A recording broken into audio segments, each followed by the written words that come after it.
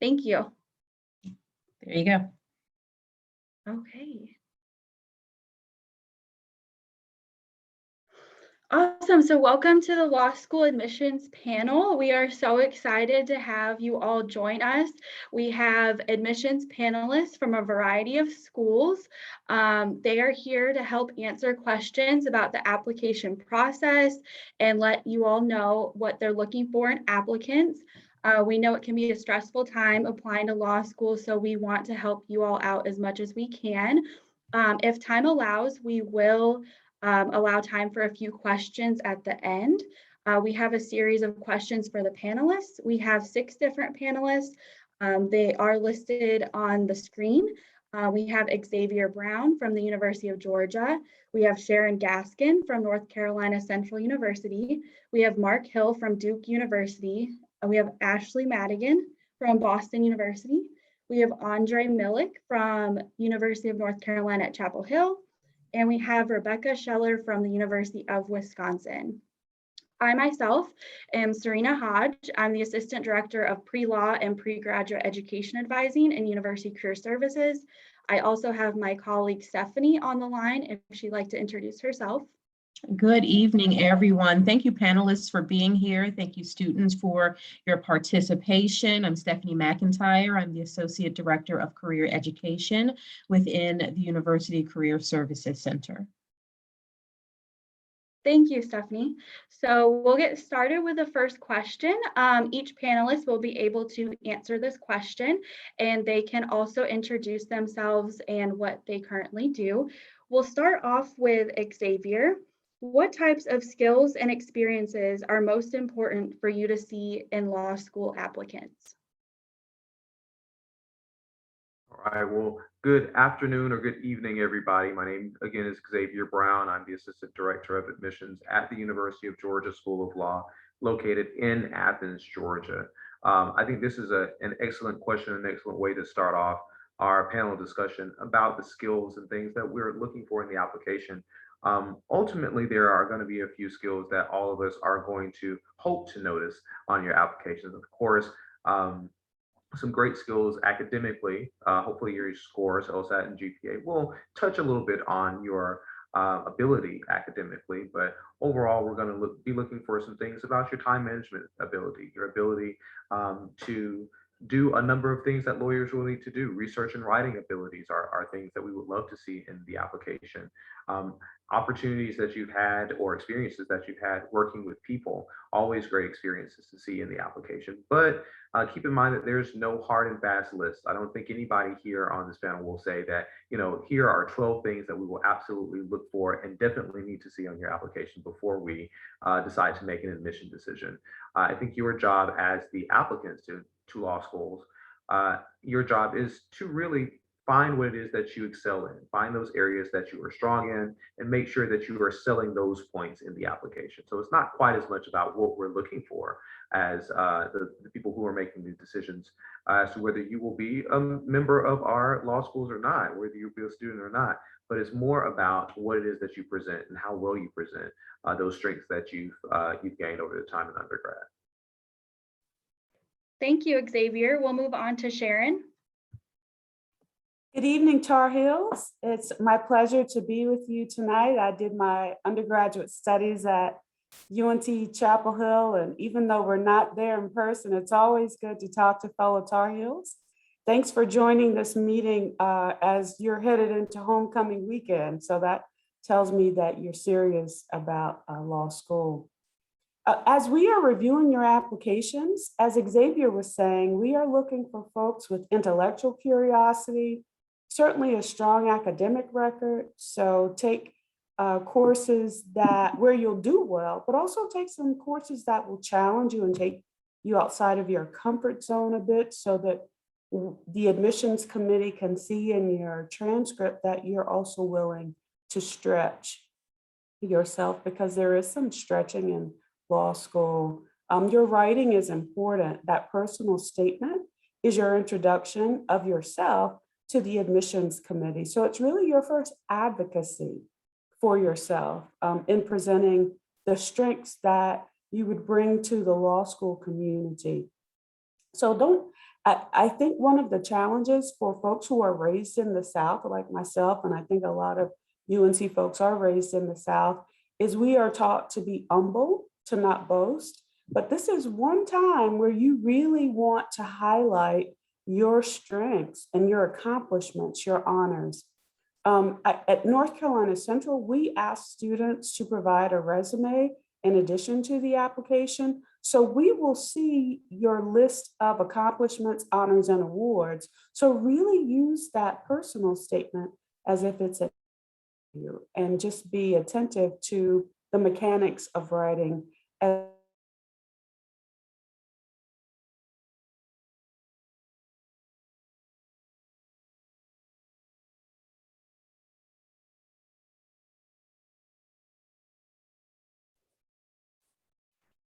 She may have cut out there. Sharon, are you there? I can never tell if it's my internet or the other individual's internet. Right now, since Sharon is paused, we will move on to the next panelist. Hopefully she can reconnect with us.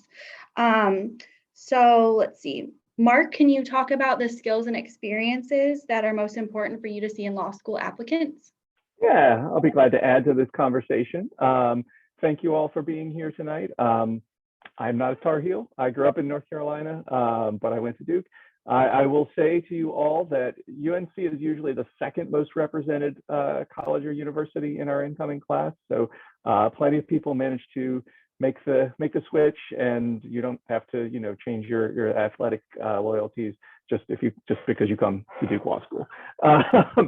One thing that I think about a lot as we look at applications is trying to get a sense of people's personal qualities is the way that we think about it, right? So of course academics are important, and we've talked about that a little bit, but I'm also interested in how you relate to other people, how you will engage in our community, how you will present yourself to potential employers. Do you have some of those skills that, can you carry on a conversation? Can you engage with other people? Are you a leader? So, we might be looking at your resume and seeing, have you had particular leadership roles, or have you, started new activities or organizations in the communities that you've been part of? We're going to look at your recommendations, and we actually specifically ask for a non-academic recommendation if you can get one, because we're trying to get that sense that we might not get as much of from a professor about how you do in a professional setting, what's your work ethic like, and so forth. So I think that's a really important part of what we're looking at, as well as all of the other things that we've talked about before and that the rest of the panelists are going to talk about. I want to leave them some room to say something, so I'm going to stop there. Thank you so much, Mark. Sharon, I see that you're back on. Is there anything else that you'd like to add? Yeah, I don't know what happened to my Wi-Fi. I apologize, but yeah, I had completed my remarks. Thank you. Yeah, no problem. It always happens to all of us, so no worries. Okay, so Ashley, could you introduce yourself and talk about the skills and experiences that you'd like to see in law school applicants? Hi, everyone. Good evening. My name is Ashley Madigan, and I am the Assistant Director of Admissions at Boston University School of Law. I am not from North Carolina. I have lived in New England just about my whole life. I also do want to preface by saying the lights in my office are motion activated, so there's a very good chance I'll be sitting in the dark for a minute at some point during this panel this evening. So as far as what types of skills and experiences we look for and are important in your application to law school, what we really hope to see is that you have experiences outside of the classroom. So to highlight your resume specifically, we hope that your resume will paint a picture of how involved you are on campus or in the greater Chapel Hill community, whether it is in volunteer work, whether it's part-time work, full-time work, internships, student organizations that you're involved in, sports or athletics. We hope to see that you're doing something when you're not in the classroom. So we know that you're not in class all day, every day, 7 days a week, and you're probably not studying all day, every day, 7 days a week when you're not in class. So what else are you doing when you're not in school, when you're not studying? There's no right or wrong experience to have, but really just that you're doing something, that you are active and engaged either on campus or in the community does go a long way in your application. Thank you so much, Ashley. We'll move on to Andre. We like to see authenticity. So I always tell students, don't do something just because you think law schools are going to like it, because you've got a 4-year undergraduate experience and you don't want to be doing something that may not really interest you. And, you know, if you just feel like, oh, I have to be a political science major and I have to belong to these certain organizations, you don't. We get students from all different backgrounds, and, you know, study what you want to study, prepare yourself for the LSAT, do the best that you can on there, and enjoy your undergraduate experience, because law school is going to be a different ball of wax. You're going to have 3 years with us. We'll prepare you to be a lawyer, and then we'll get you in the field working, right? So take on your passions. If you have, you know, certain side passions that you want to also explore while you're in undergrad, that's fine. That's your time to really delve into that. And we've got so many students that come to law school that are musicians on the side, that, you know, are artists, that are, you know, crafters, that are bakers. I just had a student drop off cupcakes yesterday. Shout out to those students that take care of their admissions officers. So, you know, do something that you're also passionate about outside of class and show us that you have interests that are beyond just the books. Thank you very much for the insight, Andre. And then we'll move on to Rebecca. Thanks, Serena. Hi, everyone. Good evening. My name is Rebecca Scheller. I serve as the Associate Dean for Admissions and Financial Aid at the University of Wisconsin Law School, where I oversee both the JD and the LLM admissions offices. I am not from North Carolina. I am a Wisconsin alum, but I often feel an affinity for the Tar Heels and the North Carolina campus because there are so many parallels between Wisconsin and North Carolina, as well as a number of peer public institutions from around the country. So always feel that connection to the Tar Heels. I just want to echo a few things that my colleagues mentioned. I think they really covered the bulk of it. And so a lot of the things that we are really looking for in the law school application include, as my colleague said, those leadership skills, student organization involvement, volunteer experience, strong writing skills, and that can really come through in that writing sample that comes with the LSAT. People sometimes don't think that we read it. We actually do read it. And so that's one piece that I think is really important in the law school application. Of course, strong academics. Again, those letters of recommendation, my colleague Director Hill mentioned those letters of recommendation really are an important part because it tells us more about that story beyond the numbers, beyond that LSAT and the GPA. So I think that was a really important one to emphasize here as well. I might just add to the conversation that we do look for diversity, and I mean that in a very broad sense. So of course, racial and ethnic diversity is very important to the fabric of our institution, as I'm sure it is for the institutions that are represented in today's panel. But I think we look at it much more broadly than that as well, including geographic diversity. So certainly, you know, we of course pull strongly from the Midwest area, but we really do look very broadly throughout the country as well as throughout the world for people that are coming from different places that have had these different experiences, that maybe have a unique major. Maybe they have are veterans and served in the armed forces. Maybe they're the first in their family to go to college, or the first in their family to go to law school or graduate school. So really, you know, beyond some of the things again that my colleagues discussed, diversity is a big piece that we are looking for, because it is those diverse perspectives that students bring to the classroom that really contribute to that robust exchange of ideas that happens, that makes law school such a rich experience. Thank you so much, Rebecca. Okay, so we'll move on to our next question. We know that the COVID pandemic has caused a lot of changes to occur. So what changes, if any, have been made to your program's recruitment process as a result of the pandemic? And we will start with Xavier. I will say that there have been copious changes to everyone's recruitment process. I think many of us have talked offline in a number of ways about exactly how to address some of the challenges that we've had in the past year. And in some ways, a little bit stressful, but in other ways, a great exercise in the ingenuity that you see in front of you, in part through some of the directors of the admissions programs at the law schools. And certainly we have taken some ideas from each other through this process. So, and that would include very early on pivoting very heavily for most of us to virtual spaces. Things like the virtual fair that we enjoy today. Many of us, I see a few of us who kind of partnered together on some admissions fairs and series of fairs actually that we did last year in the last cycle. Many of us have taken to do just general webinars. We have information sessions for students monthly now via our Zoom for the UGA Law campus. So a lot of opportunities and an expanded amount of opportunities to have contact with the law schools. I think one conversation that we have often in our office is that as the generations change and we get to the generation that I think now affectionately is being known as the Zoomers, they are a lot more likely to attend things that are virtual and to communicate with us via text or via email a lot more, or they're more likely to do that rather than just picking up the phone. You know, I think part of our model some years ago had been just making some cold calls, you know, picking up the phone, calling some folks. And, you know, I had to explain to a few folks that, you know, more times than not, your calls are going to be screened, and that's not a personal decision. But usually,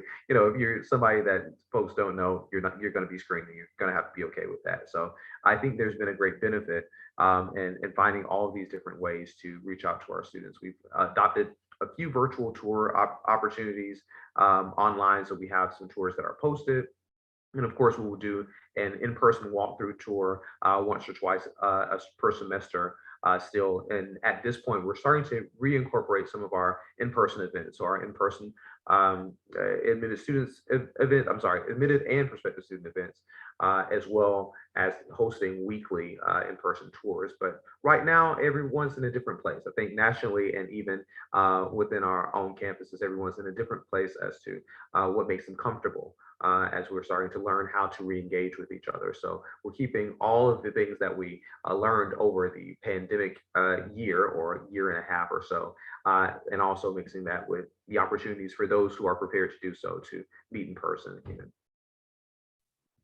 Thank you, Xavier. Sharon, is there anything you'd like to add about your recruitment process? No, it's very similar. The only thing that I would add is, like UGA, you know, and all the law schools, we've had to pivot. We have begun in-person tours again. We're not doing any walk-in tours. So you have to register. We have certain COVID protocol survey that our visitors are required to complete. We are doing lots of virtual visits with pre-law groups. So if your group would, you know, in case there are people who were unable to be here tonight, but would like to still have another meeting, we're doing that quite a bit. We are not doing classroom visits in person. Our classroom visits are virtual because we're trying to maintain density in the classroom. But we have been working with students who would like to observe a class. So it's just all the things that I think pretty much all the schools are doing to keep faculty, staff, students, as well as visitors safe. Thank you so much, Sharon. Rebecca, is there anything you'd like to add? Not too much to add. A lot of the same things happening at UGA and NC Central are also happening at Wisconsin. Of course, we're in this new normal, which I feel like is an overused phrase, but it's kind of really how it is right now. We're all adjusting to, I think, a hybrid environment that might be here to stay. So before the students join this call, and that's one little secret, is that the admission professionals at different schools, we're all kind of friends, and we'll all be seeing each other in person soon, or most of the people on this call in New York in person tomorrow. And so there is that virtual component to recruitment, there is that in person, and we're just really trying to meet students where they are as best as we can, and find a level that they're kind of comfortable with as well. At Wisconsin, we did just restart in-person visits, including in-person class visits as well. Part of that is the flexibility that we were granted from Central Campus because our vaccination rates on campus are almost at 100% at this point. But we're really just trying to be flexible with students and encouraging them that in this current cycle, if there is a COVID element to their story, to maybe encourage them to put that into the application itself. If there's something that they learned or something they experienced from that, we would welcome that, because again, that really does, maybe bring a different perspective to the classroom. So while it was a tough year for everybody and recruitment has kind of shifted, I think there are some bright spots and there may be some stories to tell in the admissions process as a result of it. Thank you for the information, Rebecca. So we're going to move on to a question about how students can be competitive in the application process. So what combination of factors make a student most competitive for admissions to your law program? And we will start with Andre. Sure. So at UNC Chapel Hill School of Law, we've got a very high standard of academic performance for students.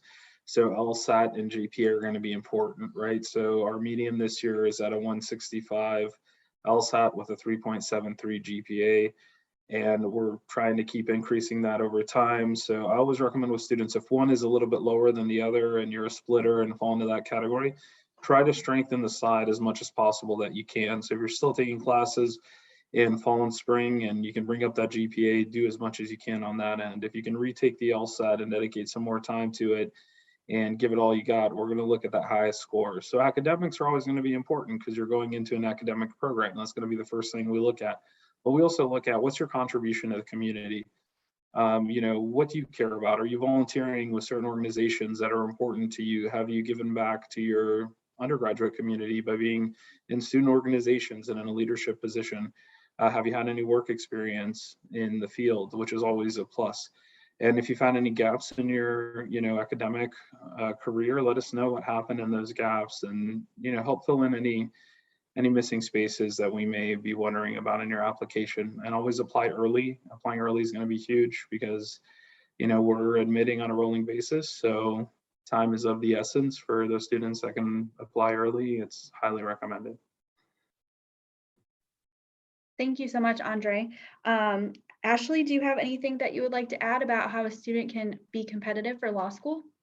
Absolutely. So similar to Andre and UNC's take, LSAT and GPA are going to be important, but that is not the end all be all of an application. We do a full holistic review on every single application that we receive.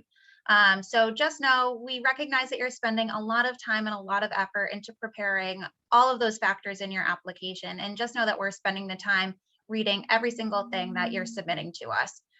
So every single other thing that you're submitting to us do go a long way. Your personal statement and the quality of your writing is very important. Your resume and what you're doing outside of the classroom is incredibly important. How your professors speak of you, how your employers speak of you, whether you're a leader in the classroom, whether you're a leader on campus, and what activities you're involved in, again, outside of the classroom.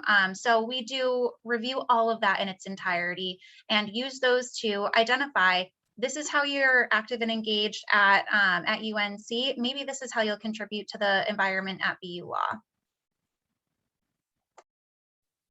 Thank you, Ashley. Mark, do you have any additional information about competitive applications?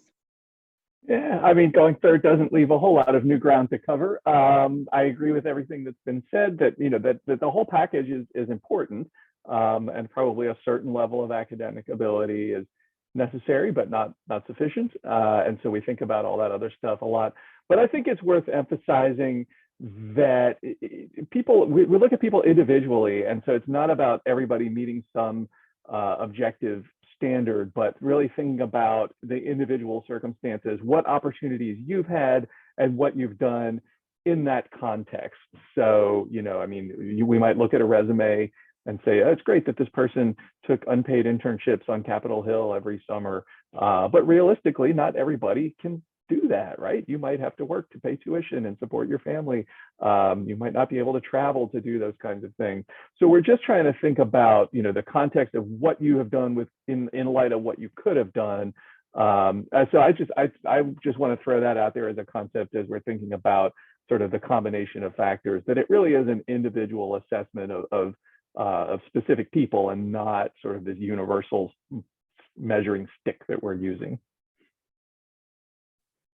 Thank you so much for your insight, Mark.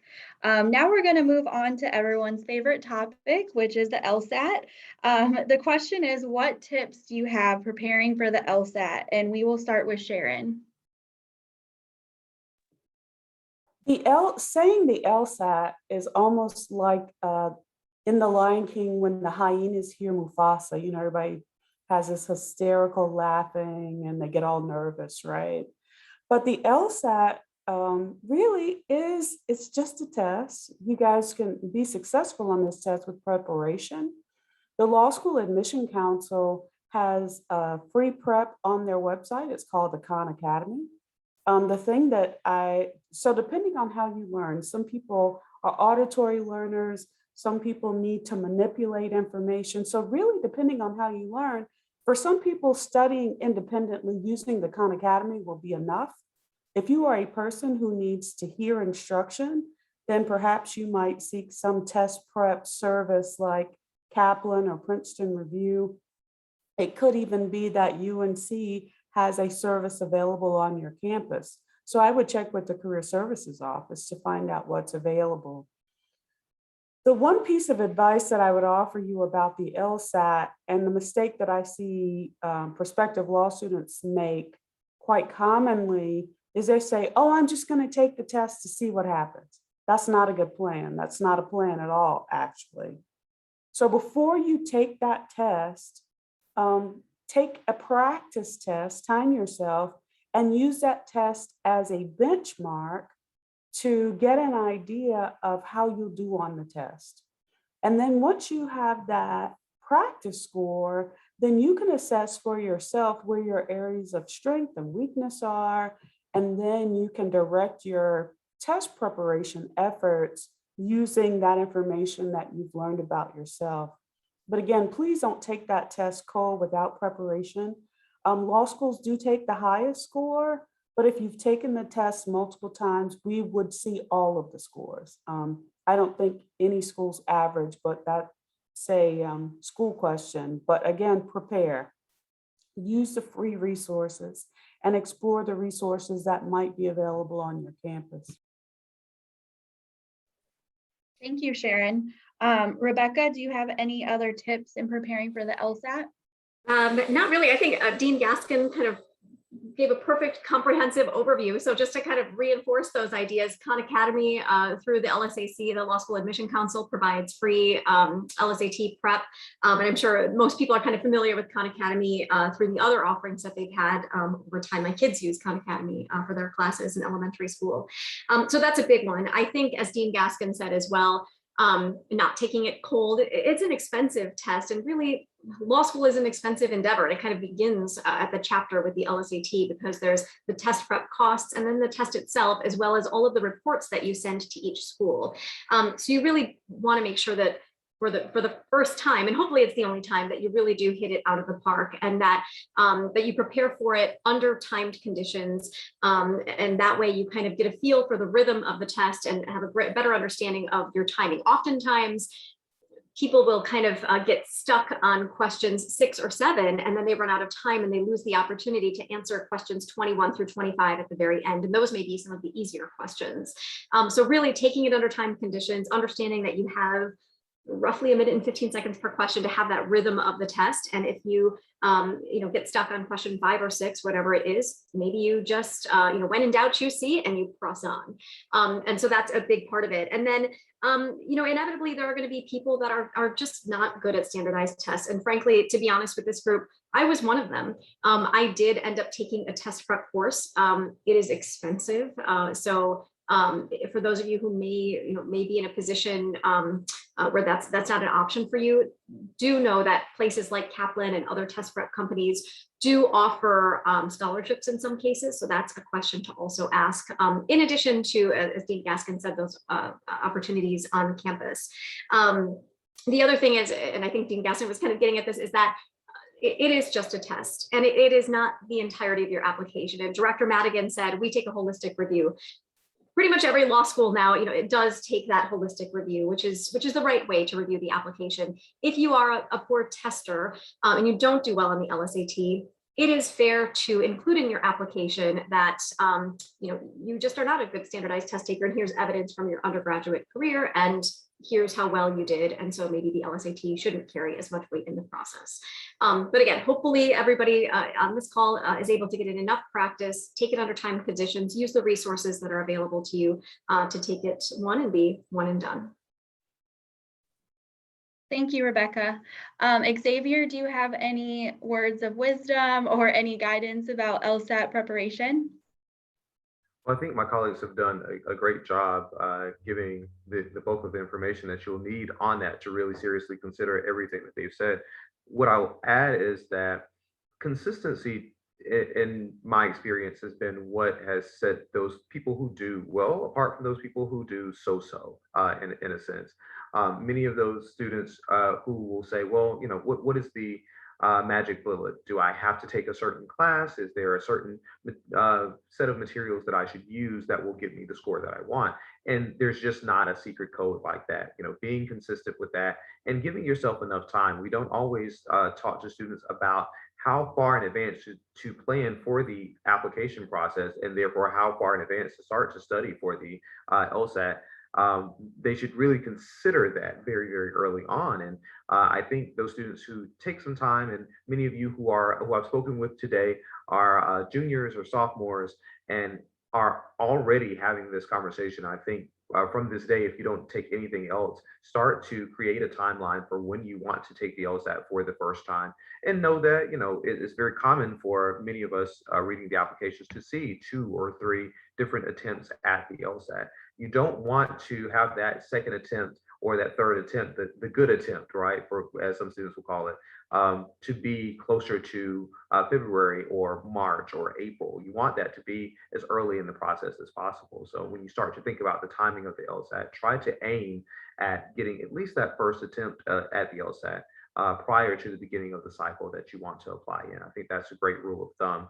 And to give yourself, I would say now 3 months. And 3 months, yes, it sounds excessive, but trust me, once you start to study, you'll see that it's going to take time to build those skills. It is a skills test. You're going to need to build those skills over time, and it's unlike a lot of tests that you can cram. You can't cram those types of skills. You're going to have to develop them over time. So definitely giving yourself 3 months to consistently work with those materials and to learn those shortcuts, and to really become at one with those materials in a sense. That's what's going to give you the best opportunity to show us your best score. And your best score, as I think Dean Scheller started to go into, may not be what the next person's best score is going to be, but certainly we want the best that you can do. And of course, in every aspect of your application, every portion of it that we'll look at, that's what we're looking for. So it is a holistic application review process for most of these law schools, if not all of us, but that is going to be an important portion of it. We just want you to be in a position to give us your best work and to give us an application that we will of course like to receive, but an application that you'll also be proud of. Thank you so much for the advice, Xavier. We're going to move on to a question regarding personal statement writing. What advice do you have for students as they approach personal statement writing, and what should applicants make sure they include? We'll start with Ashley. So I always encourage students to read the application very closely and make sure if each school has a prompt that you are appropriately responding to that prompt. So us at BU Law, we do have a prompt, and we ask students, why law? Why do you want to go to law school? And why do you want to pursue a career in the legal field? So when we're reviewing personal statements, we hope that that question's being answered. I hate reading a personal statement and it not addressing that question, and knowing that that personal statement is probably going to 15 other schools and they're not getting to the root of the question that we're asking. So always make sure that you're reading any prompts very closely if there is a prompt, because again, not all schools will have prompts, but some do. So when we're looking at those personal statements, we hope that you're answering the question, but we're also looking at the quality of your writing as well, which, as we mentioned earlier, is very important when you are coming to law school, that your writing is clear, it's concise, it's polished. And we hope that you have at least one other person read your personal statement before you send it off to into your applications. I always tell students to walk on eggshells if you plan to mention a specific school's name in your personal statement. You can personalize it to the schools if you want to, but just make sure that you are not submitting the wrong essay to the wrong school. That's never fun to read. Thank you so much, Ashley. Mark, do you have anything else you'd like to add? Yeah, I guess a couple of thoughts. One thing is that the writing that you submit, whether it's a personal statement, if you do optional essays, it should be really reflect your own voice. People who read it ought to say, oh yeah, that sounds like her. And so one thing that personally drives me crazy is people who are aiming for kind of an elevated tone that they don't really have a grasp of. It's not the natural way that they would speak. And so the words that they use aren't quite the right words for that context, or it just doesn't sound like the way anybody would really talk. So it's okay for it to be, your own voice. And we'd like to hear that, not only in what you choose to talk about, but in the style that you write about. And the other thing that I'll mention is that for me, what often really elevates a good essay is an element of self-reflection and thoughtfulness and introspection that is hard to do, which is one reason that it stands out. It doesn't come out in the first draft of an essay, right? It's fairly easy to tell a story, right? To give a narrative about the time that this happens to me, and that could even be very well written and could be a great piece of prose. But it's much more effective if you can think a little more about it, come back to it and revisit it. Think about, why is this the story that you're telling? What do you want us to take away from it? What did you learn from it? How did it shape the way that you think about the world, think about the direction that you think you're heading? So that's harder to do, but it's worthwhile to sort of dig into that, because that's an element that can really take it to the next level. Thank you, Mark, for the valuable insight. Andre, do you have anything you'd like to share with personal statement writing? Sure. I always tell students it's the hardest thing to do is write about yourself. And this may be the first time you're writing a statement such as this, and there's so much pressure on you. So take a deep breath before you start writing. Maybe jot down 5 or 6 things that make you unique or why you want to go to law school. And then choose one. You can tell us one story. You don't have to tell us every story of why you want to go to law school. Just give us your narrative, give us insight. We really get to connect with you through that personal statement. This is your chance to talk to the committee and tell them who you are, what your dreams and aspirations are. And importantly, how can we get you there? How are we that vehicle for you to become the professional you want to be? How do you see yourself fitting in with our programs, with our faculty? How do you see yourself fitting in on campus, right? So keep that in mind as you're drafting that personal statement. And then we have a supplemental statement of why UNC. Why do you want to go to UNC Chapel Hill? We want to know what your motivations are and how you see yourself fitting into our community here. So also pay attention to, there may be other prompts and additional essays that schools require, and it may take a little bit more time for you to get through it. Great, thank you so much, Andre. So we're going to move on to our next question. What opinions do you hold pertaining to withdrawals or pass-fail on transcripts? And we will start with Rebecca. Great. Thanks so much, Serena. I think that, one thing that I'll quickly recommend is that if you are in this situation and you're thinking about applying to certain specific law schools, you'll probably want to consult with those law schools, because this is one where, schools may have many different opinions on this, but I'll share my opinion and the view from Wisconsin. That is that 1, 2, maybe even 3 withdrawals or pass fails, but mostly withdrawals is really not that big of a deal. It also depends on how much time has passed between when that happened and the present and when you're applying. But beyond that, and if we really start to see a pattern of behavior, and this applies definitely to the pass-fail side of things, is if we're seeing that kind of pattern of behavior, we might expect to see an addendum explaining that. And it may be the case that a student maybe was going through something very personal. Maybe there was a death in the family. Certainly during the COVID era, we're going to expect to see a lot of those pass-fail grades. So that's not going to be a surprise for us. And the LSAC, the Law School Admission Council, is going to often share that there were pass-fail grades for a certain institution, or the institution itself will include that information. But for the most part, just a few of those kinds of things are really not going to preclude admission at Wisconsin or probably any other law school. Again, when it is a pattern of behavior that we start to see, lots of withdrawals, lots of pass fails, the admissions committee is going to be interested in learning a little bit more about the circumstances surrounding that. And again, usually that can be solved by an addendum that may have just a couple of paragraphs explaining what the circumstances were.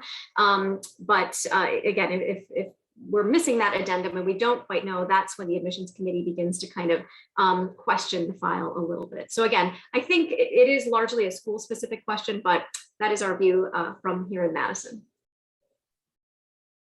Thank you, Rebecca. Xavier, do you have any additional information about withdrawals or pass-fail? I don't have I think we know that as some of us who've been on these panels before, that it's very, very hard to follow Dean Scheller for any reason. But I think she's absolutely spot on. We agree pretty much 100% on how we look at those pass fails, and especially the withdrawals.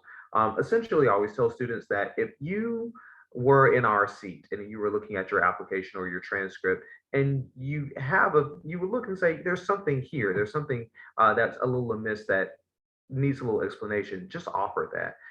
If we're seeing 4 or 5 withdrawals, yes, it's something that some of us may say, yes, this is something that's important. Others may disagree, but I think it's more important for you to take the initiative to take charge of the narrative of your application in this instance, as well as any other instance where you feel like there is more to the story there that won't naturally come out in the application. So I completely agree that where you can explain those things so that there is no hole or question mark in a place where we would like to better understand what your journey through undergrad was.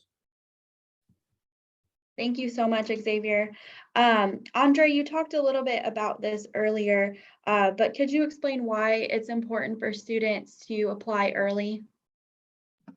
Sure. So since we're rolling admissions, we don't have early assurance. Some law schools do have early assurance, so some students really enjoy to have that guarantee.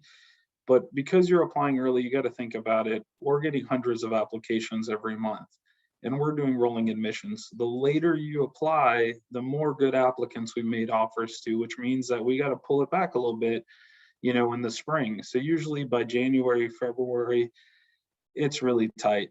We've gotten a lot of good applications. We've extended a lot of good offers, and the chances are that even if you're a good applicant, you may end up on the wait list. So I always tell students, don't panic. You don't have to apply by Thanksgiving, be eating turkey and filling out your application and ignoring your family, but try to get it in by January.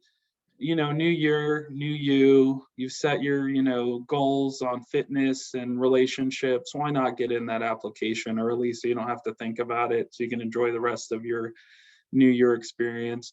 So just try to get in that application before January if you can, but if you're not ready, don't stress. If you need to take the LSAT again, take it again.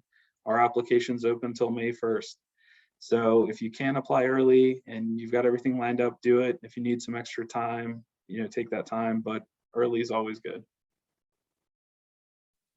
Thank you so much, Andre. Ashley, do you have anything else to add about applying early? Yeah, so we do also encourage you to apply early. Our application opens on September 1st and closes on April 1st. So like Andre mentioned, once the spring is rolling through, it is getting more and more competitive. Even though we do say we want you to apply early, we also hope that you put your best foot forward and apply when you feel your application is at its strongest. So if that means taking another LSAT and not applying in September or October or early on in the process, take that other LSAT and apply once you have that new score, or take some time to polish your personal statement or your resume or whatever it is. But we hope that you put your best foot forward and are submitting your strongest application. And if that means waiting a little bit longer to submit that application, then please do that. Thank you so much, Ashley. So our next question is, what opinions do you hold as it relates to students taking a gap year? And maybe talk about, do you recommend students taking a gap year? We will start with Mark. Sure. I mean, I'm not wild about calling it a gap year, because to me that sort of suggests that the default is that you would go straight from college to law school. And I actually think that's not true. The majority of the students in our class, and I think this is true at most law schools, have taken at least a year or two between graduating from college and when they would start with us. So I think it's an individual decision. There's not really one time that's the right time that everybody should go to law school. If you're a college senior and you know that this is what you want to do, and you don't have other business that you want to take care of, and you are not, like I was as a college senior, just burnt out on being in school, then I mean, it's great to go ahead and apply. There's not an arbitrary reason that you should wait, but that should be a deliberate decision. And you should think about, do you have a cool job opportunity? Do you need to earn some money? are you 100% sure that going to law school is what you want to do? There are all kinds of things that might make it a good idea to take a little time and apply. And we will all be here waiting and ready whenever the time is right for you. So I think, you know, there's lots of things that can be beneficial. I've never known anybody really to regret taking time between college and law school. So that's kind of the basic framework for it. There's lots more to say, including like what could you do with that time. But I'll leave that. I think Sharon's up next, so I'll leave her something to talk about and be generous. Awesome. Thank you so much, Mark. Sharon, do you have anything you'd like to add? Well, first of all, I agree with all of Mark's comments, and he's right. The question is, if you decide not to enroll in law school immediately following undergraduate school, what are you going to do? So the advice I would give you is don't just sit on your parents' couch and watch Netflix. Do something. I didn't go straight to law school following undergrad. I taught middle school and high school French for 7 years. I love French. I took the time to do some self-reflection, which is what I would encourage you guys to do. If you're thinking, I think I want to go to law school, but I'm not sure I want to go to law school right now. That's perfectly okay. There's nothing, please know that as admissions professionals, there is nothing that we perceive as derogatory in you waiting. So understand that. And we find that many students who take the time to understand their strengths, their weaknesses, the why do I want to go to law school? If you're saying, I want to help people, you can do that in being a social worker. You can help people as a police officer. You can help people as a school teacher. So if you're saying, I want, and don't go because your parents want you to go, but this really has to be your passion. So a lot of people will do Teach for America. They might work in a political office, or they might do what I did. They just work at something that they are passionate about.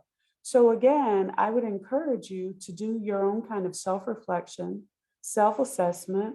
You have a great career services team at UNC Chapel Hill who would be willing to work with you as you are doing those kinds of self-reflection exercises to help you figure out your timeline. If it's a year, if it's 2, if it's 10, you know, just make sure that when you commit to law school that you're ready, because it's a very stressful process.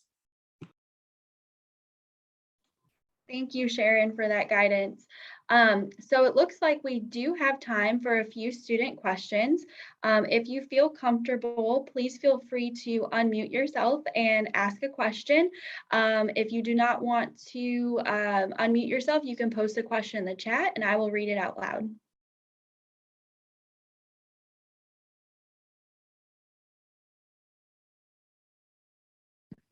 Hi, I was just wondering, I know we talked about like the LSAT and how that plays into the application, and we also talked about how it's like a holistic process overall, but in terms of GPA and grades, like how important is that in term or versus the LSAT and like on its own?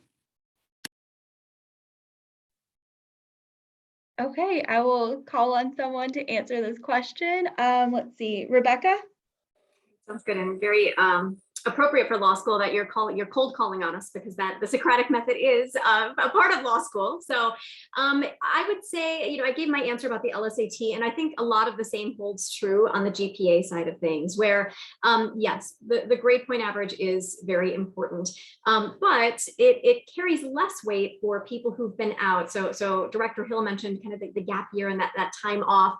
If someone has taken a break between undergrad and law school, those grades really aren't going to carry as much weight in the process. So similarly, though, compared to the LSAT, we have students at all of our law schools that perform above the median as well as below the median. You want to shoot for above that, but life happens, and we understand that for some people, they may need to spend a significant amount of time supporting their family, and maybe they are working instead of having the time that they might need to get that 3.8 or whatever the GPA is. They may have other needs. There may be, again, kind of mental health issues that came up or other personal circumstances that may have impacted the GPA. So where that is the case, again, I think a lot of law schools like to see an addendum that's not explaining away the grades or anything, but I think that really gives the admissions committee greater context to understand who the applicant really is, where they're coming from, and just how heavily they should look at those grades, how closely they should examine those transcripts. So, so I think, yes, the grades are important, but it is holistic review. It is not everything, and we're going to be looking at everything else beyond just that particular number. Great, thank you so much, Rebecca. We do have time for a couple more student questions, so feel free to unmute or unvideo if you would like to ask a question. It looks like, Jordan, you have your hand raised. You can definitely ask your question now. Hey guys, thank y'all for being here. So I'm not sure if I missed this or not. If you've already spoke about it, my fault, but letters of recommendation, I think, is kind of something that I'm really worrying about, or not worrying about, but something that's important. But as far as, like, I guess this is a two-folded question. Is there a certain number that y'all look for? I think the minimum might be 2 or something like that for most schools, but is more letters of rec better, or is that something that might be looked bad? You're like an eager beaver almost. And then the second question, or the second part, would be, should we go more towards, a educational, like a class, like a teacher or professor, and as well as like a work area as like for a job or something like that? Or is there, like, what's the method that we should go for trying to get these letters of rec? Awesome, great question, Jordan. Let's ask Xavier if he can provide input on this. Sure, and I think this is a great question. First, to the point of how many, every school is going to ask for a different amount.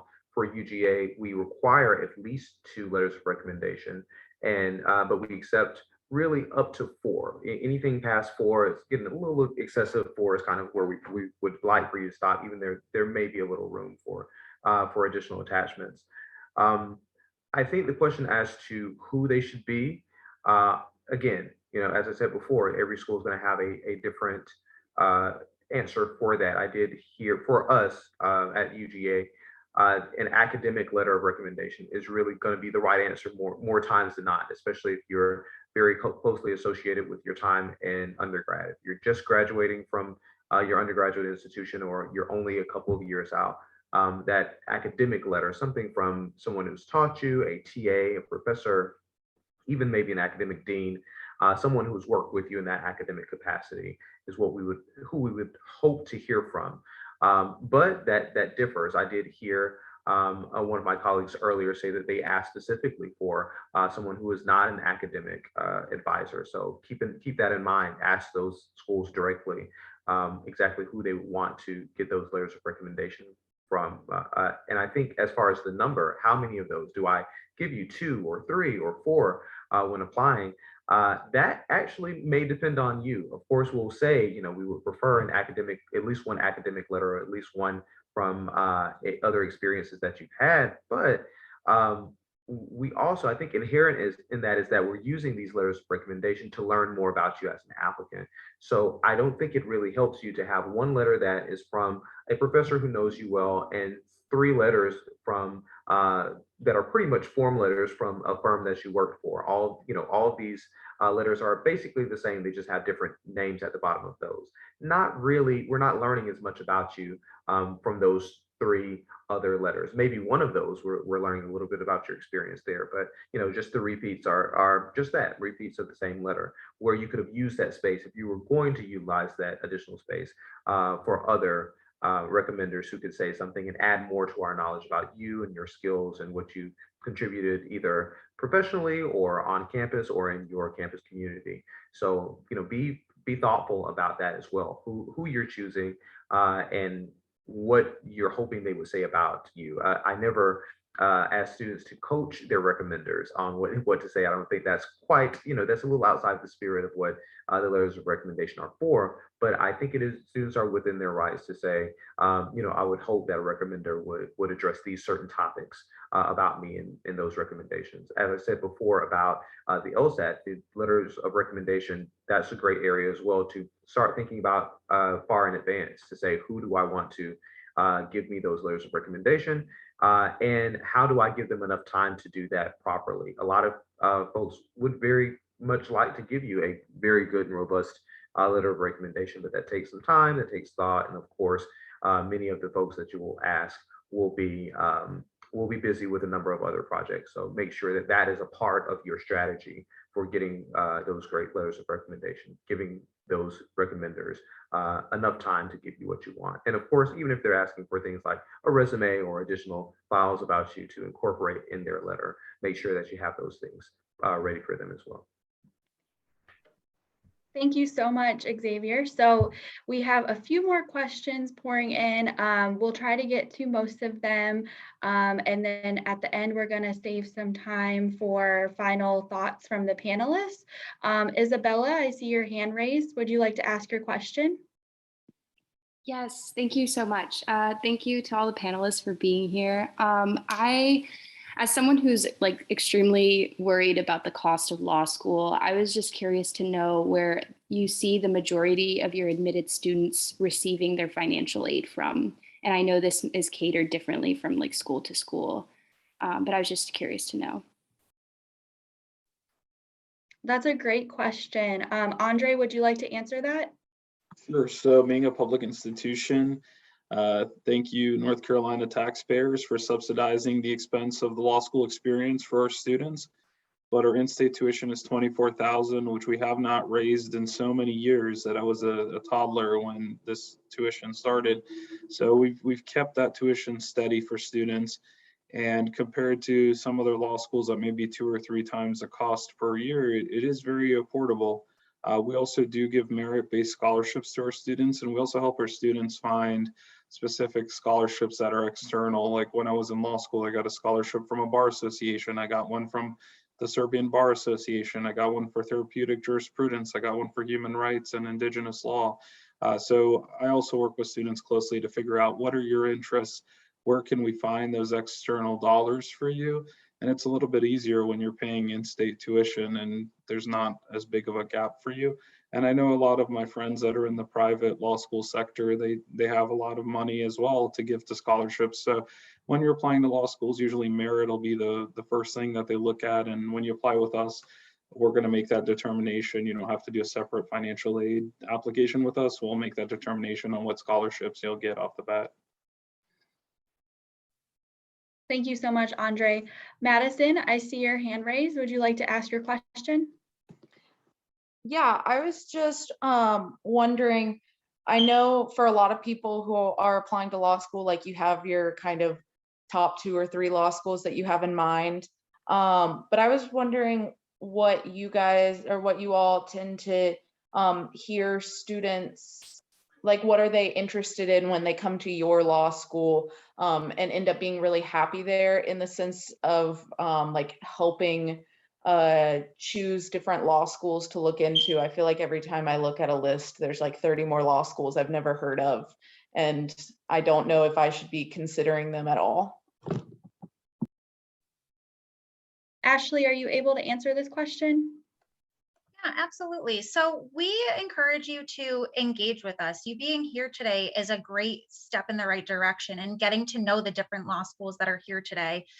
Get to know the current students too. We specifically have current student Q&As that are going on this fall. We also have a list of admissions ambassadors on our website that are either 2L or 3L students that tell you a little bit about themselves and what activities they're involved in at BU. And they give you their email address too, and they want you to reach out to them and pick their brains about what their experience at BU Law has been like since they started. So we really encourage you to get to know us, get to know the different schools, and a student's perspective is incredibly valuable in learning what they like about BU Law, what they don't like about BU Law, how they're involved on campus, clinics that they participate in, different areas of study that they might follow, or concentrations that they may have declared. So I definitely encourage you to get to know us on a more personal basis, other than just scouring the website, trying to find all the facts, but hearing from us today and hearing from current students as well does go a long way in hopefully helping you make a decision. Thank you so much for your insight, Ashley. So we'll take one more question from one of the students, and then I will go to the chat and just pick a couple of questions from there. Kayla, I see your hand raised. Would you like to ask your question? Yes, I saw that someone asked a similar question in the chat, so I won't ask the second one. But when you're writing your personal statement, if you choose to do a gap year, should the personal statement reflect more of what you did over the gap year, or should it kind of go back to your education status? That's a really good question, Kayla. Mark, are you able to answer this question? I will give it a try. But I think every admissions question probably can be answered with "it depends," and this is another one. So I mean, I think we are interested in what you might be doing with your time between college and law school. As a practical matter, if you are heeding the advice that we've given earlier to apply early in the cycle, you probably won't have a whole lot to talk about if you are literally taking a gap year. You'll be in the early stages of whatever job or internship or experience you're pursuing. So you might want to talk about that, but you might also go back to some of the things that you've done earlier. So I don't know. I don't think there's an expectation either way, but a lot of it has to do with overall what you want us to know about your experiences and what you want us to take away from reading your essays. And so I would think about that, but also think about how, especially if it's a school that gives you optional essays as well, to think about how different pieces of writing can do different things. So you might have one opportunity to talk about your post-college experience, but then another place where you could still go back to some earlier experiences that were still important and formative for you. So it's not a very specific answer, but I think it's going to really depend on what you want to highlight and what you want us to hear. Thank you so much, Mark. So let me take a couple questions from the chat. This question can go to Sharon. In terms of internships, are there any preferred types of internships your schools like to see? Should we aim for more legal government work, or can anything help us with our application? So I'm going to echo what Mark just says. It depends, it's an individual choice. Don't select your internship based on what you think as an admissions professional we want to see. Choose your internship experience based on what you want to know about. What's your passion? If you want to, maybe your professional goal is to be a judge and you want to do an internship with a judge or in the courtroom, that makes perfectly good sense, right? Or if your long-term professional goal is to be a politician, so again, follow your passion. Don't try to put yourself into some kind of cookie cutter mode and think that there is a right answer to make sure that you get into law school, because as we are working to build a class, we are looking at diversity in experiences, backgrounds, internships, thought.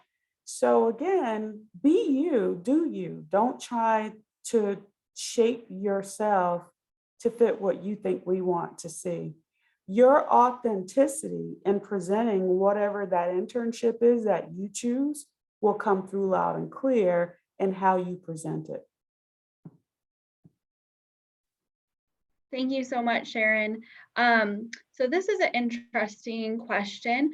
I am graduating early and want to apply to law school as soon as I finish my undergrad degree. However, I've been told that law schools won't accept people that graduate early. Is this a disadvantage in an application? And if so, what is a way to overcome that? Rebecca, are you able to speak to this question? Yeah, absolutely. It's something that we are seeing more and more at Wisconsin. I think partly because of students coming into their undergraduate experience with so many AP credits.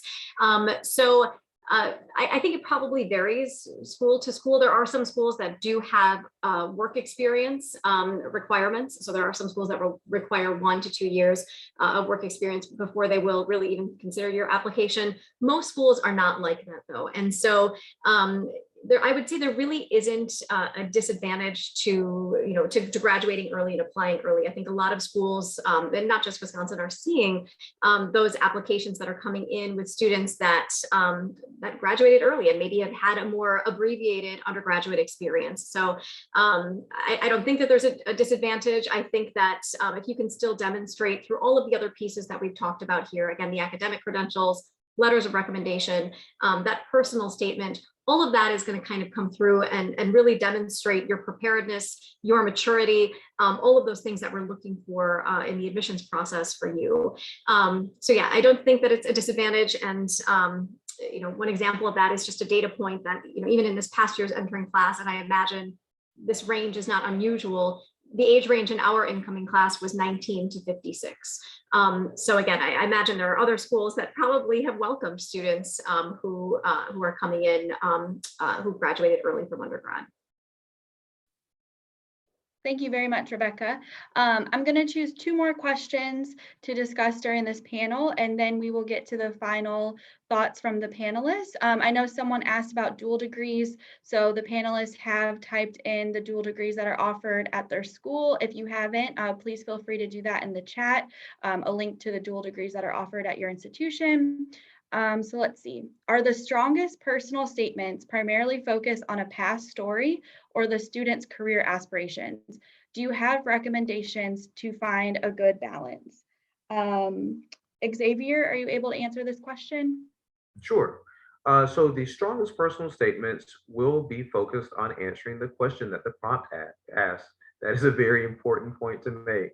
But I think many of us will have a pretty open-ended personal statement, and others may disagree, but I think for the most part, we are looking for more about your career aspirations, and more broadly than that, why law school? Why are we here? Why are we reading what we're reading? So, talk to us about why this is an important endeavor to you, what motivates you to go down this road. If there's something specific about the law school that you're applying to, again, be careful about that, because you don't want to send the wrong personal statement to the wrong law school, as was mentioned earlier today. But keep those things in mind. A past story may come into play in this explanation.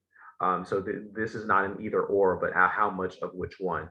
I think more, of course, the focus should be on your career aspirations and why law school and those types of things. But certainly there are going to be some of your backstory will have to come into play. Be very, very selective about what parts of that story go in, just because you want that to be a succinct statement. We're looking for you to give us something that is very readable, that is useful, that is punchy in a sense, as our dean would say.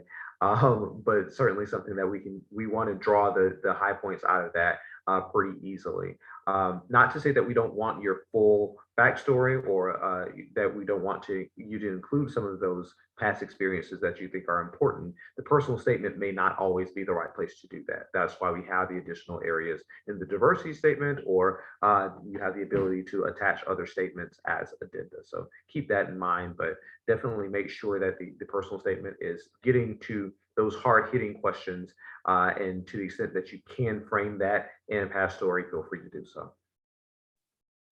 Thank you so much, Xavier.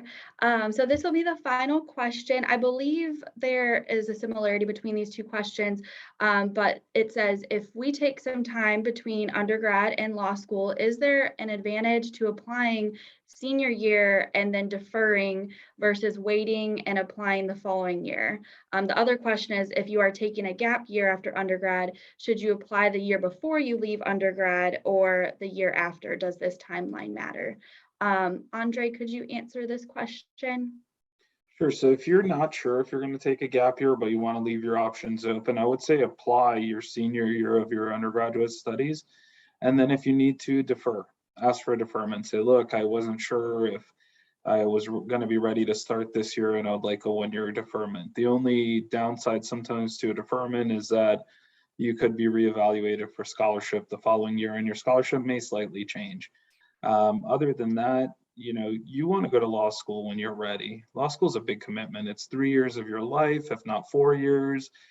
For some students going part-time and part-time programs, you want to make sure it's a right move for you. And I see so many students that are just like trying to do the most, trying to be first. And I highly commend all that effort and energy and trying to go through everything as quickly as possible. But sometimes making a big decision like law school might take some time. So even if you take a gap year, I took 2 years off after doing my master's before I went to law school. And I wanted to make sure, is this the right decision for me? Is it the right decision for my family? And is this really what I want? So don't feel like you have to rush into it. And if you really need to talk to somebody, you can talk to any of us. We'll make time for you to bounce ideas off of us, you know, because sometimes you may be a first gen student, or you may not have lawyers in your family. Like, I'm a first gen lawyer. My parents never graduated college. Like, I was so lost in undergrad sometimes. And thank God that I had my law school advisors that I could reach out to and that pulled me up into law school and helped me move forward in my professional life. So I know all of my colleagues here are more than wonderful and generous with their time. So if you are interested in our law schools, please reach out. We want to talk to you and we want to help you as much as we can. Thank you so much, Andre, and thank you to the panelists for answering all those questions. Thank you to the students for asking questions. I tried to get to the majority of them. If you still have questions, please feel free to make an appointment on Handshake with me. We do have pre-law advising appointments. Also, be sure to reach out to the admissions representatives at the schools that you're interested in if you have additional questions about the programs. We are going to end our panel with final thoughts and final words from the panelists.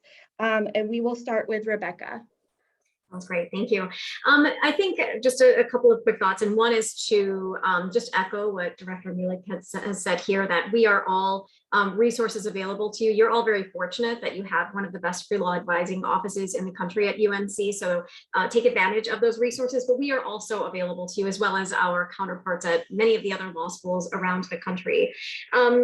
I would say, you know, one takeaway is now is a really great time to be applying to law school. I think we've seen that nationally. This has been a time of change in our country. And what we are seeing from interested applicants are people who are interested in advancing that change in whichever direction that may be. And so I think that for those of you who may be considering going to law school, ask those questions, talk to the schools that you're interested in, and really continue to kind of explore this. It really is a transformative experience. And you know, while this has been a wild time with everything that has happened in our country, I think what we are seeing on the applicant side and in our law schools, I think gives us a lot of hope. It's really energizing to see what this next generation of lawyers will bring. So thanks again for the opportunity to be here. Thank you, Rebecca. Andre, any final words? Sure. So to all my students and my padsters, you can always drop by my office. I am traveling a lot more during recruiting season right now, but I will always make time for you. So if you email me, you got my email in the chat box. I'm glad to welcome you on campus, and you can tour around the law school and take a selfie in one of the chairs and manifest yourself as a student in law school and as a future lawyer. Thanks for having me here, Serena. Great job putting this together.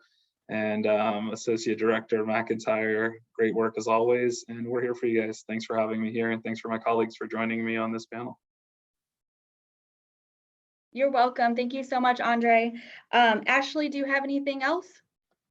Absolutely. So enjoy the rest of your year. We know that the law school application process is a stressful one, but try to enjoy the rest of the time that you have at UNC. So I think it was said earlier, you won't get that time back. Once you go into law school, that's all you're going to be doing for a while. So enjoy the time enjoy the rest of your academic year, enjoy the rest of your undergrad while you still have it.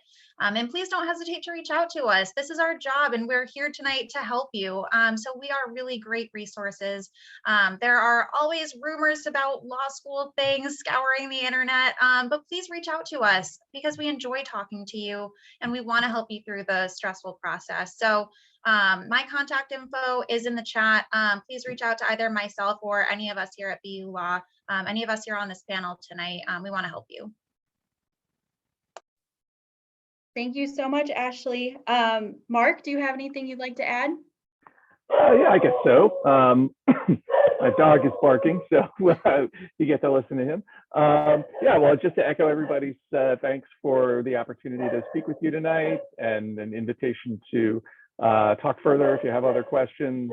We're not too far away from Chapel Hill. We're open with tours and so forth, so love to see you come on over. I think if you're applying this year, I guess what I would say is, put your application together, put yourself into it, make it what you want it to be, send it out, and then you got to just forget about it. This is a process that is unpredictable in terms of timing. You can't know what's going on once you've submitted your application. So just try to let that go. Don't check the status checker. Don't see what people are saying online. Don't worry about that. It'll happen when it happens. And then it's all going to work out, so just try to put it together and know that you've done your best and then let it go. I hope that's helpful. I hope it's not easier said than done, I know, but try to do that. I think it will be better for your mental health. Thank you so much, Mark. Sharon, do you have any final words or thoughts? Thank you so much for having us. As you guys are navigating, the pandemic, be kind to yourselves, extend grace to yourselves. We are great resources for you. Contact us, send us emails. I do virtual visits weekly. I'm sure my colleagues do as well. We can coach you through a lot of this. And the last thought I'd like to leave you with is all of us spend a lot of times on our website in making sure we posted good information for you. Different law schools have different missions. And so check out the mission statements at some of these law schools to make sure they align with your professional goals. I know at North Carolina Central, our mission is equipping students to deal with social justice issues. But if you have a desire to be a corporate attorney, our law school may not be the best match. And that may be true at other law schools. So, spend some time visiting these websites to educate yourself about the emphasis of these law schools. I think you'll be glad because it can get expensive. Last thing really quickly is it is very expensive to apply to law school. So before you decide I'm going to apply to 10, maybe narrow your list down to 5 and save yourself some funds because you may not go. Absolute last thing, explore. There's scholarship money available. And one of my colleagues tonight talked about seeking diversity, geographic diversity in the class. Hey, if you can go to Wisconsin and they'll give you a 3/4 scholarship, it might be a good place to explore. And at North Carolina Central, we are like UNC, we're a public school, but we're the most affordable law school in the state, but we're also pretty generous with scholarships. Ask those questions as you're meeting with admissions professionals. We'll tell you, I promise. And you guys be safe. Thank you so much, Sharon. Xavier, do you have any final thoughts or words? Sure, always. But I think I will just end this by dovetailing on something that Dean Gaskin mentioned earlier about not seeking to be a cookie cutter in this process. Because you all have such very, very strong and robust individual stories and experiences, things that you've accomplished throughout your lives and your time in undergrad. We want to know that about you, and beyond just the application process for getting into a specific law school or a law school in general, one law school so that you can get your degree and go forward with your licensure. Broader than that, the legal community needs, your individual skill set or your individual, experiences or background, because there are certain situations or certain clients that will resonate with you in a different way. And that really will come to depend on your counsel because of those things that make you the individual that you are. So keep that in mind in this process, to represent yourself as nothing less than the individual that you are. And I think that will help you, to all of you who still have those lingering questions about, how do I, have a strong application? The strongest application is going to be one, as one of my colleagues said earlier, that is authentic, that is really authentic and tailored specifically to you and who you are. So keep that in mind. Who you are is definitely more than enough for this process, and you will definitely end up where you need to be at the end of this. So, go through that. And as everyone has said before, we are all here to be resources to you throughout the process, and happy to do so. So thank you again, everybody, for having me at this. And, you all have a great evening. And my information is also in the chat. So if you'd like to reach out to me directly, please feel free to do so. Thank you so much, Xavier. Thank you to all the panelists for your wonderful insight and guidance. I hope the students found this session to be very informational and insightful. My colleague Stephanie has put a post-workshop survey link in the chat. So if you are a student who attended tonight, please fill out the survey. It just takes a couple minutes to fill out. As all the admissions representatives here tonight said, they put their contact information in the chat. You can also schedule a pre-law advising appointment on Handshake. Thank you all again for this wonderful event. I'm so happy we were able to host this. And yeah, good luck in your pre-law journey. And I look forward to seeing you guys soon. Bye, everyone. Bye, you guys. Have a good night.